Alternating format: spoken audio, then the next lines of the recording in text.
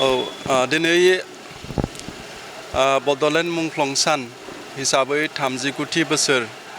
बेयाव आगान होबाय। बेखौ उदालगुरि जिल्ला दुलाराय बर' फरायसा आफादाबो गाजा गोमजायै बे मुंख्लं सानखौ अबजारभेसन खालामदों। आरो मानो होनब्ला बेखौ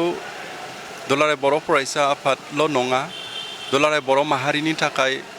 आलादा रायजो सोरजिनायाव गिबिसिन मुंख्लं जानाय मुंख्लं सुजित नार्जारी बिथांनि गोसोखांथियाव आरो लोगोसेयैनो आलादा रायजोनि मोनसे मुंख्लं जाग्रोनाय सान हिसाबै बेखौ बड'लेण्ड मुंख्लं सान हिसाबै बुहुमनां गासैबो जायगायाव दुलाराय बर' माहारिया बे सानखौ फालिदों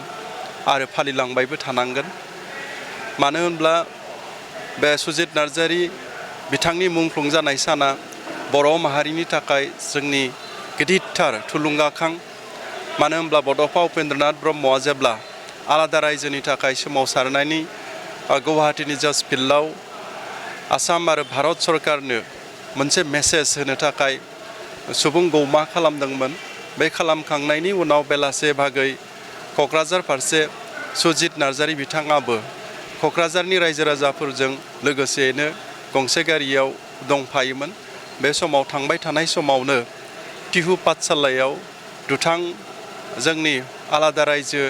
बिनाय बेखौ नायनो हायै लांसुनिया मेगन गोसा आसामिजिम जाय बिथांमोना खालामदों सबिनिजिम हिसाबै लाखिबाय थानो थाखाय बिथांमोना जि खामानि मावग्रा मानसिफोर बिथांमोना जोंनि बर' रायजो राजानि गारियाव अन्थाइ खुबैनानै गोबां सुबुंफोरखौनो जखम खालामदोंमोन। बेनिनो गेजेराव सुजित नार्जारीया गाज्रियैनो जखम जानानै बे सानावनो सुजित नार्जारीया नोरजिया जानानै रुंसारि जानो गोनां जादों। मानो होनब्ला बिथांमोननि आखाइजों खुबैनाय अन्थाइया बिथांनि खाफालाव गोग्गोमै नांदोंमोन। आरो बे सानानो जोंनि थाखाय बड'लेण्ड रायजो बिनायनि मोनसे गिदिरथार मोनसे जोंनि इन्सपिरेसन हिसाबै बै साननिफ्राय जोंनि गेजेराव दिनैसिमबो माने गोथाङै थाबाय थादों। दा थांनाय बे गोलाव समाव 1987 मायथाइनिफ्राय 2020 जानुवारिनि 27 थारिखसिम मोनथाम एकर्ड जाबाय। बे मोनथाम एकर्ड जाखांनायनि उनावबो दिनै बर' माहारिनि जे ससिय' इक'नमि आरो पलिटिकेल जे राइटफोर बड'फा उपेन्द्रनाथ ब्रह्मआ जि जोंनो नांगौफोरखौ भारत सरकारनिफ्राय बिख'नानै मोनबोनाय जि दफाफोर बे दफाफोरा बिख'नो नागिरनाय दफाफोर बे दफाफोरा दिनैसिमबो सुफुं जाजोबाखै। आरो थांनाय 2020नि 27 जानुवारियाव जेखिनि एबसु UBPO NDFB मोनब्रै फेक्सनजों आसाम सरकार भारत सरकारजों गोरोबलायनानै जे मेम'रेन्डाम अफ सेटेलमेन्ट बेयावहाय जे क्लजफोर दङमोन बे क्लजफोराबो दिनैसिमबो जाफुङाखै। दा बेखाय जों दिनै दुलाराय बर' फरायसा आफादा दिनै मुंख्लं साननि गेजेरजों आरो बेखौनो जोङो बे मुंख्लं सानाव आलादा रायजो बिनायनि जि मोनसे थुलुंगाखांनाय सान हिसाबै आरो बेखौ अरायबो फैबाय थानाय जेनेरेसनाबो पिरियाबो गोसोखांबाय थानांगोन बेखौ हिसाबै जों दिनै दुलाराय बर' माहारिया मोनफ्रोमबो जायगायाव मोनफ्रोम दखरायाव मोनफ्रोमबो जिल्लायाव फालिदों। आरो बे फालिनायखौ दिनै उदालगुरि जिल्ला दुलाराय बर' फरायसा आफादाबो नैबे उदालगुरि जिल्लानि टाउननि बिखायाव थानाय बिष्णुराभा ख्रिस्टि संघनि नयंआव दिनै फालिदों। आरो बिनि गेजेरजोंनो दिनैनि साननि बे गेदेरथार सानाव गोसोखांथाव सानाव गोथां मोनसे जोंनि जारिमिन बे सानाव दिनै उदालगुरि जिल्ला दुलाराय बर' फरायसा आफादा दिनै 100 जोंनि भलेन्टियार्सफोरा बड'लेण्ड मार्टियार्स माने डे अबजारभेसन बेनि कानेक्सनजोंनो ब्लाड डनेट खालामनो थाखाय जों दिनै रेडि जादों बा खालामदों। तेजपुर मेडिकेल कलेजनि डक्टर आरो बिथांमोननि ब्लाड बेंकनि जिखिनि बिबानगिरिफोर बिथांमोना फैनानै 100 जन बा 100 इउनिट ब्लाडखौ लांनो थाखाय बिथांमोना जों होनाय डनेट खालामनाय ब्लाडखौ लांनो थाखाय बिथांमोनाबो रेडि जादों। आरो बे गोजोनथाव दिनैबो जे दुलाराय बर' माहारिनि जोहोलाव जोंनि सुबुंफोरा बड'लेण्ड सोरजिनायाव फैबाय थानाय समाव जे जोंनि थैखौबो होनो थाखाय रेडि बे मोनसे दिनै मोनसे रोखा मोनसे सिना नुजादों मानो होनब्ला ब्लाड डनेशन केम्प इन कानेक्शन टु द बड'लेण्ड मार्टियार्स अबजारभेशन दे बेजोंनो दिनै उदालगुरि जिल्ला दुलाराय बर' फरायसा आफादा लादों आरो बे मेसेजखौनो बिनि थाखाय होनो थाखायनो बे ब्लाड डनेशनखौ लादों जे बुहुमनि मानसिफ्रा साननो हागौ दुलाराय बर' फरायसा आफादनि मावथिफ्रा दासिमबो माने दा समाव माने जोबोद माने गाहाय थाखोनि माने खामानिफोरखौ मावदों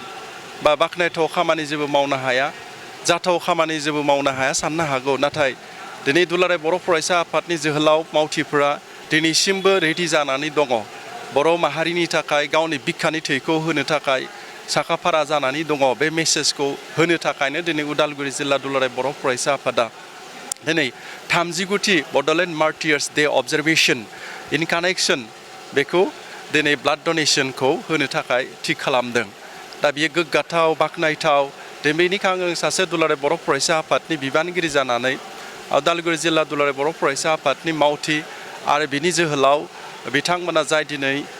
ब्लाड डनेट होनो फैदों बिथांमोनखौ आङो गोसो गोरबोजों साबायखर जासिदों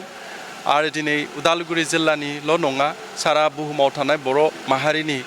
सुबुंफोरा दिनैसिमबो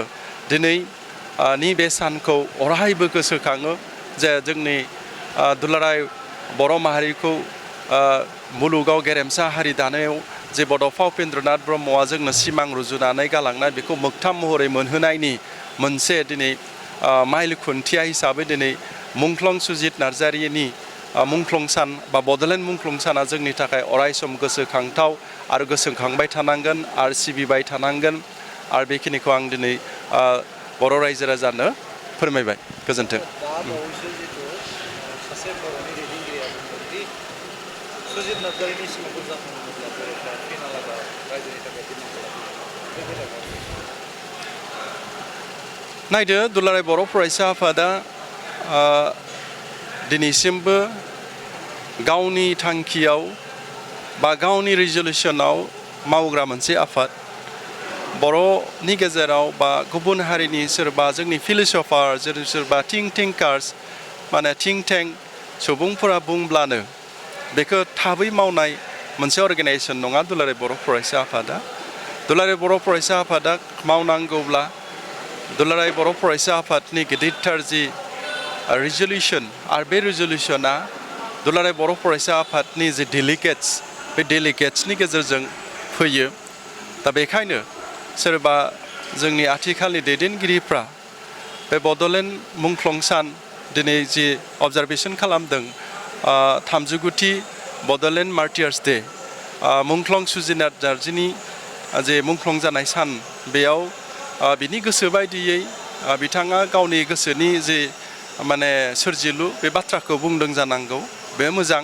नाथाय दुलाराय बर' फरायसा आफादा सोरबा सासे बुङोब्लानो बा सोरनिबा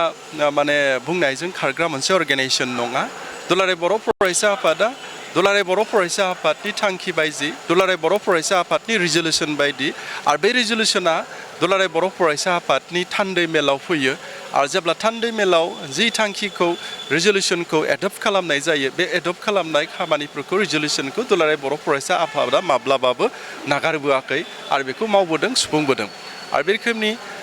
खामानि फिनै माबा मोनसे जानांगौ मावफिननांगौ बेफोरखौ खालामनांगौब्ला जोंनि थान्दै मेलनि गेजेरजों रिजलिउसना फैनांगोन आं बेखिनिखौ फोरमायबाय